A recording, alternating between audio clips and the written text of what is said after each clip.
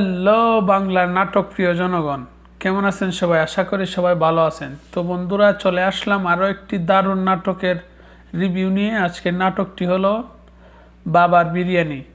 তো বন্ধুরা, এই নাটকটি পরিচালনা করেছেন তৌফিকুল ইসলাম এবং এই নাটকের প্রধান চরিত্রে অভিনয় করেছেন তৌসিফ মাহবুব এবং ফজলুর রহমান বাবু। তো বন্ধুরা, আপনারা কারা কারা এই নাটকটি দেখে ফেলেছেন আপনারা কিন্তু কমেন্ট বক্সে বলবেন এই নাটকটি আপনাদের কাছে কেমন লেগেছে। আমার কাছে তো অসাধারণ লেগেছে। খুবই খুবই ভালো একটি নাটক, খুবই সুন্দর চমৎকার একটি নাটক।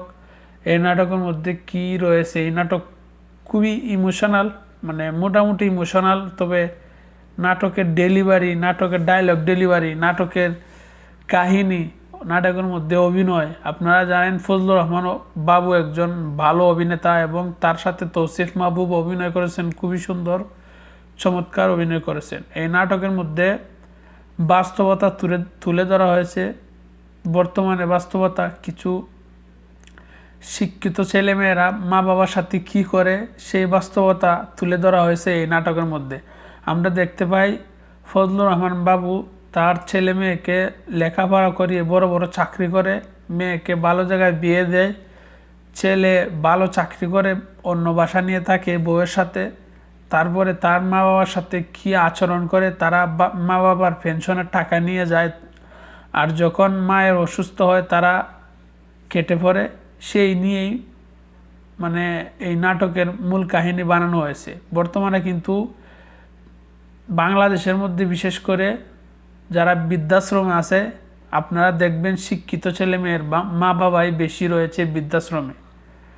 শিক্ষিত ছেলে মেয়ে বউকে নিয়ে সুখে শান্তিতে থাকে, মা বাবাকে বৃদ্ধাশ্রমে দিয়ে দেয়, মানে মা বাবার সাথে খারাপ আচরণ করে, মা বাবার কাছ থেকে টাকা পয়সা নিয়ে জায়গা জমি সব তাদের নামে নিয়ে মা বাবাকে ফেলে চলে যায়। সেই বিষয় নিয়েই মূলত এই নাটকটি বানানো হয়েছে। এই নাটকের মধ্যে আপনারা দেখতে পারবেন বাতিজার চরিত্রে অভিনয় করেছেন তৌসিফ মাহবুব এবং চাচার চরিত্রে অভিনয় করেছেন ফজলুর রহমান বাবু। তো বন্ধুরা, আজকে পর্যন্তই। আপনারা যারা যারা ইমোশনাল নাটক দেখতে পছন্দ করেন আপনারা এই নাটকটি দেখবেন, খুবই ভালো লাগবে আপনাদের কাছে।